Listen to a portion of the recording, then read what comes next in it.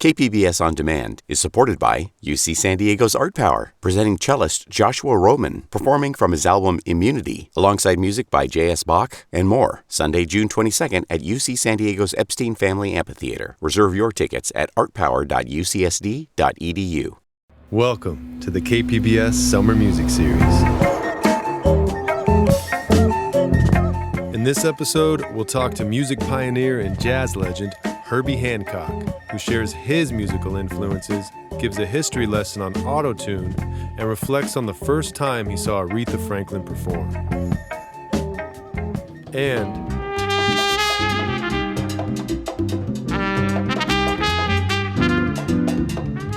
trumpet player Bill Caballero joins us to talk about his Latin jazz jam in Barrio Logan and the importance of providing an inclusive stage for all levels of musicians.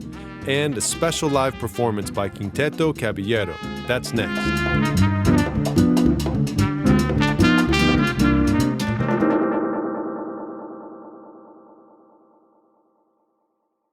KPBS On Demand is supported by UC San Diego's Art Power, presenting cellist Joshua Roman, performing from his album Immunity, alongside music by J.S. Bach and more, Sunday, June 22nd at UC San Diego's Epstein Family Amphitheater. Reserve your tickets at artpower.ucsd.edu.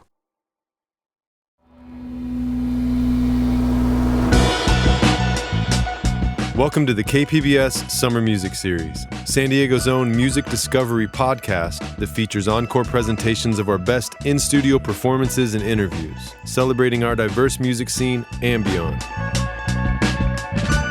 I'm your host, Kurt Kohnen. Trumpet player Bill Caballero has been making Barrio Logan move to the music for over 18 years. His Latin jazz jam is unique, with an endless roster of musicians, seasoned and beginners alike, performing together on the same stage. And it's with this welcoming approach that he created a space for the community that's built to last, a place where people of all ages gather and experience the joy of music. Midday Edition's Maureen Cavanaugh talked to Bill, but first, a live performance of La Bruja by Quinteto Caballero.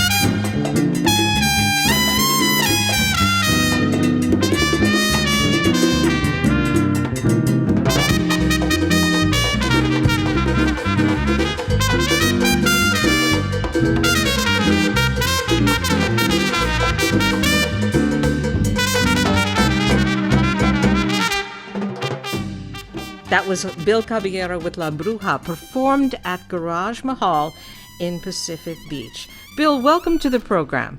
Thank you. And can you tell us the other musicians who played with you on that piece? Yes, on guitar I had Ignacio Arango.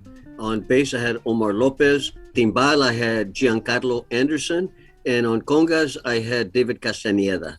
Now, As I said, every Thursday is your Latin Jazz Jam in Barrio Logan. Can you tell us, what is it all about? What can people expect when they go there? For me, on my end, is smiling faces. Everybody's just happy at the jam. They can expect to see some seasoned musicians, and then they're very supportive of the not so seasoned musicians. Every jam's different. I never know what's going to happen or how it's going to be, but in the end, it's always pretty cool. How did this begin, and how have you kept it going? It began with Brent Beltran, a good friend of mine, hounding me for a year to start it. And I didn't want to do it because jam sessions have a tendency to have a short shelf life. People get all excited, and then 3 weeks later, if it's not packed, they close it down. And I knew that if I did it, I was going to be committed to it because I didn't want to quit. So I just didn't want to commit to that. And he finally talked me into it. And 18 years later, I'm still doing it just out of stubbornness. You let players of all skills, they get up on the stage with you. That's really unusual. Why do you do that? Because my jam is inclusive, not exclusive. At my jam, I feel that it's one place where everybody's equal, no matter how good or how bad you are. Like my teacher in college told me, everybody's got their voice. So I just enjoy it, everybody gets up and for instance, Omar Lopez, who played bass, he was attending my jam when he was just a kid, freshman at San Diego State. Those guys come back and they go, thanks for letting me sit in. Thanks for letting me, start learning the ropes and all that stuff. And it comes back to pay me back. Omar plays with the Wailers, Yeah, he doesn't have to play with me. And I'm very lucky to have him play. And right on down the line, all the various musicians I use, I just like the fraternity, the brotherhood, if you will, of musicians hanging out. Yeah, but is it difficult to perform with beginners? I mean, how do you keep the music enjoyable for the audience? Very good question. Very good question. That's very important to me as well. I use a veteran band every time. So the house band, they're not beginners. They know what they're doing. So they provide support to the ones that don't know what they're doing so much. I do, a little bit of directing and stuff like that, but pretty much having the veteranos in the house band is what gets me through with whoever sits in. Now, a lot of musicians spend time releasing albums, promoting their work, but your focus exclusively is on live music and performing. Why is that? Because the tape don't lie. I don't know, to be honest with you, because I do make a living at this. Not a great living, but I'm doing what I want to do.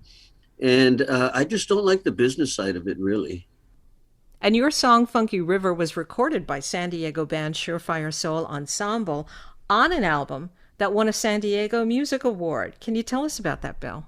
Yes, it was my Lee Morgan days. The song, if you ever listen to Lee Morgan, you'll hear Lee Morgan in that song. And the guys liked it, and we recorded it.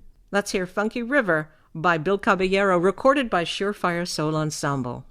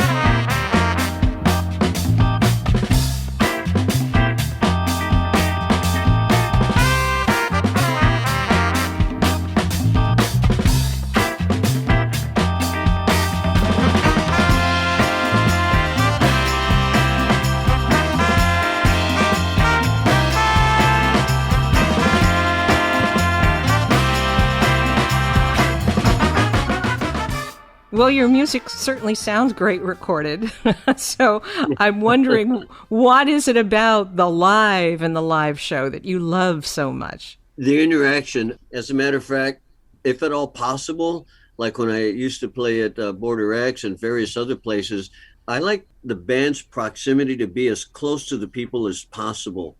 There's energy that goes back and forth when you do that. The band feels it, the people feel it. And it's a real turn on, you know, when you're recording and stuff like that. I really respect the people that record, because you're in an empty room and you're trying to recreate what you do live in an empty room. It's just very difficult. And I like playing off of the energy of the audience and being as close as possible to them as well. Now, you've been a session musician when big acts come through town. What are some of those memorable performances you've been a part of?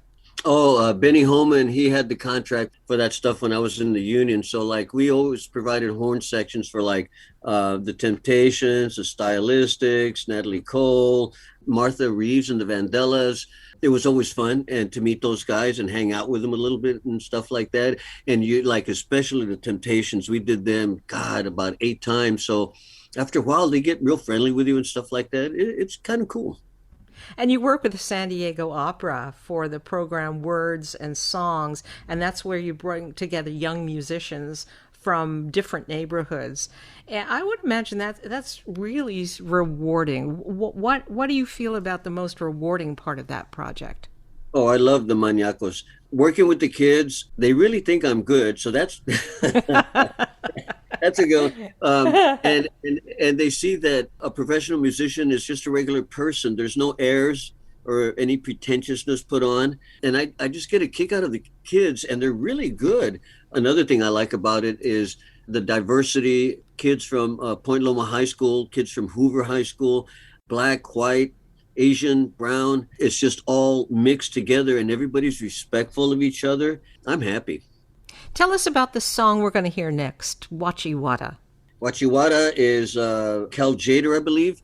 It's like a standard with regard to Latin jazz, or I've kind of moved to my own word, homie jazz lately, mixing in oldies with Latin jazz, and that works real well. But Wachiwata is a pretty cool song, has some nice lines, and it only has one chord. So, God, anybody can play on that song. Wachiwata.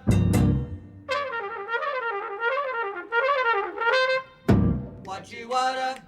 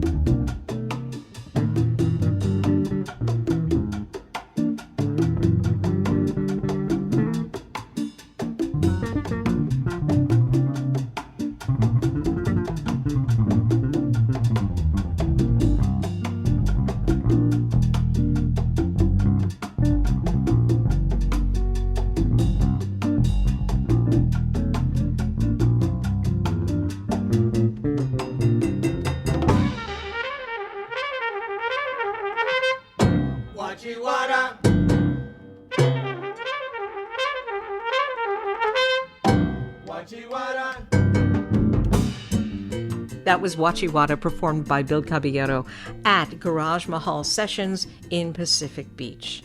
We're going to hear one more song, Harvest Moon. We're going to go out on it, performed by Bill Caballero. What is it about this song that makes it one of your fan favorites? It's kind of a Latinized version of a song that people didn't see coming. You know, they're like listening to going, oh my God, that's Harvest Moon. They're doing Harvest Moon. And what do you call it? I like that. It's kind of like a little surprise song. And to be truthful with you, I'm going to probably start doing more of that, taking songs that are kind of popish and Latinizing them. Bill, thanks so much. It was great talking to you. Thank you. I appreciate it.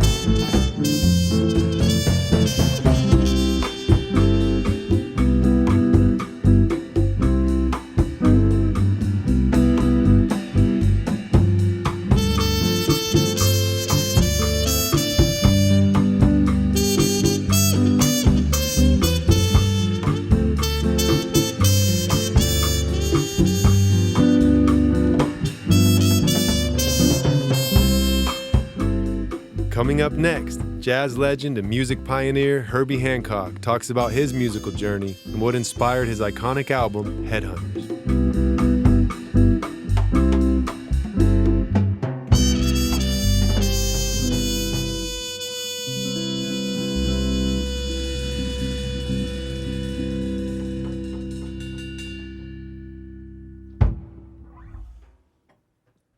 KPBS On Demand is supported by UC San Diego's Art Power, presenting cellist Joshua Roman, performing from his album Immunity, alongside music by J.S. Bach and more, Sunday, June 22nd at UC San Diego's Epstein Family Amphitheater. Reserve your tickets at artpower.ucsd.edu. From jazz to post-bop, Herbie Hancock is one of the architects behind much of the music we hear today. He spoke with Midday Edition's Jade Hindmon about taking creative risks, who influenced his style and career, and why autotune is old news. Herbie Hancock, thank you so much for joining us today. My pleasure. How are you doing?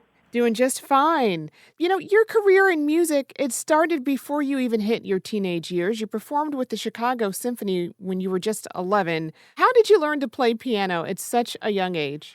Well, I started taking piano lessons when I was 7. And they started there. I had a great teacher named Mrs. Jordan. She was the one that entered me into a young people's concert series, and I won for the piano. And the prize for each of the instruments is to be able to play the concerto that you used for the audition with the Chicago Symphony Orchestra. So I won, and I got a chance to play with them. You draw influences from all over. On your debut album, for example, Taken Off in 1962, your song The Watermelon Man pulled from gospel and blues music. What inspired you to first pull from those genres? I'm from Chicago. Enough said. That is the sound of Chicago, the sound of home, right? Oh, yeah. If you're from Chicago and you can't play the blues, that means you're not really from Chicago.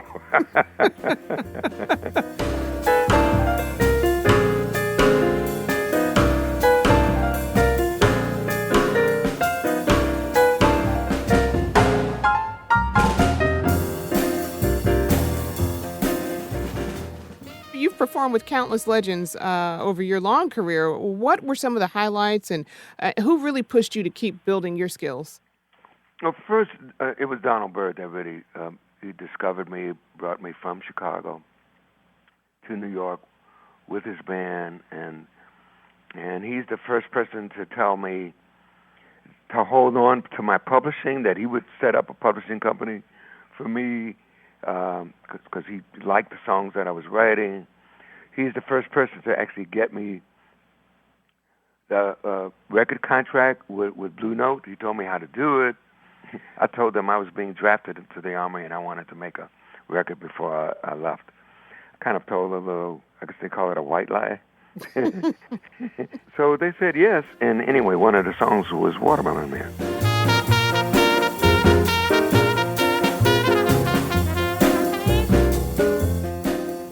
So it was Donald Byrd. Then it was Miles, because he hired young musicians. And Miles encouraged us to always try new things, and because there were new influences from the avant-garde that was happening at the time, in the 60s, and Miles wanted that, so he encouraged us to, keep exploring new territory and keep writing tunes, and so that kind of encouragement I've kept since then, and I always try to encourage my musicians in exactly the same way.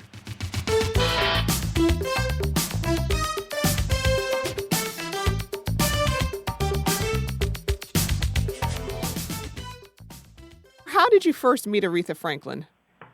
I was with Miles Davis's band, and we were to perform in Los Angeles. At the time, I was living in New York. Anyway, there was an opening act, and the opening act was a trio led by a very young woman who played kind of bluesy piano, and she sang.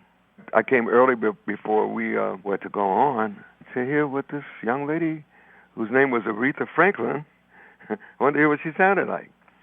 And she played nice piano, kind of funky kind of piano. That was cool. and then she got up and sang, and it was all over then. Unbelievable. She blew everybody away. Following you. And then we had to follow that. Wow. And now I have to ask, what was your performance? We played what we played. It was Miles Davis's band. Remember that? With Tony Williams on drums and at the time Wayne Shorter on saxophone. But Ron Carter was on bass and Miles. Right. So we didn't do too badly. Let's say it that way.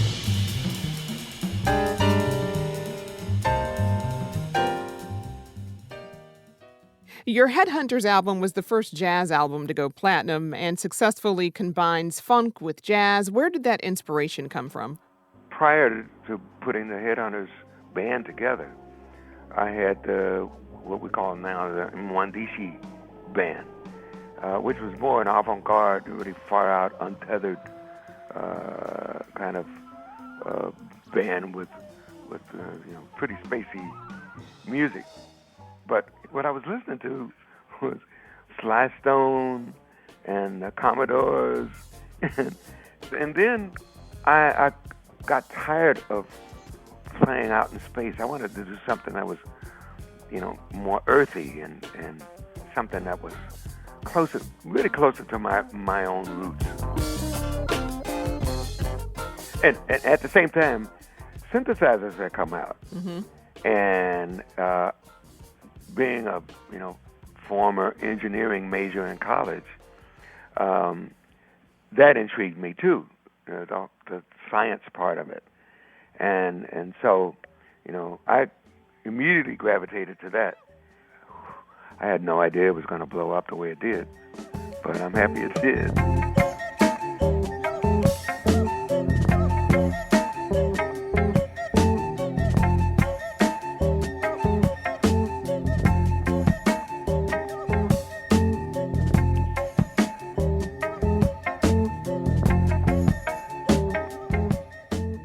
You've had tremendous success on the pop charts and influenced hip-hop and electronic music. And as you mentioned, you double majored in music and electrical engineering. How has your passion for electrical engineering influenced your music? The way my mind works is I have kind of an analytical mind, and that's been a real asset, especially living in the technological age. But even before that, back in '75, I even ran across this device called a vocoder. Who knew that was going to wind up being auto-tune, which all the singers use, in the pop and R&B world.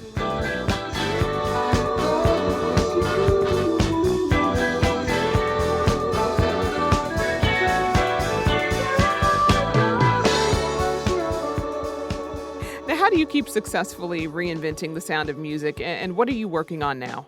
I'm always looking to do something that I haven't done before. What I like to do is break things. What I like to do is break rules, things that kind of keep us locked into a comfort zone. And I like to go beyond the comfort zone because every human being has infinite potential. Well, let's open up the walls and explore new territory. It takes a lot of courage to do that, but we have that. We have that actually built inside. It's just a matter of deciding you want to continually grow as long as you live. Herbie, thanks so much for joining us. Thank you. Thank you very much.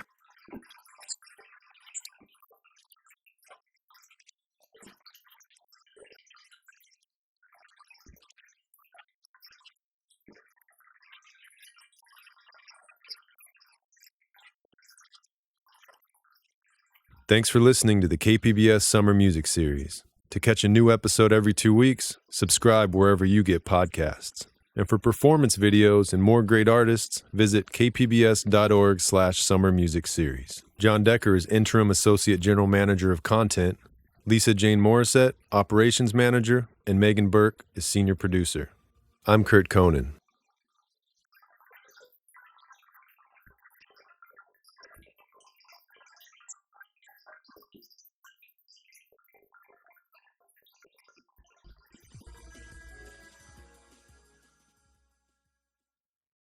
KPBS On Demand is supported by UC San Diego's Art Power, presenting cellist Joshua Roman, performing from his album Immunity, alongside music by J.S. Bach and more, Sunday, June 22nd at UC San Diego's Epstein Family Amphitheater. Reserve your tickets at artpower.ucsd.edu.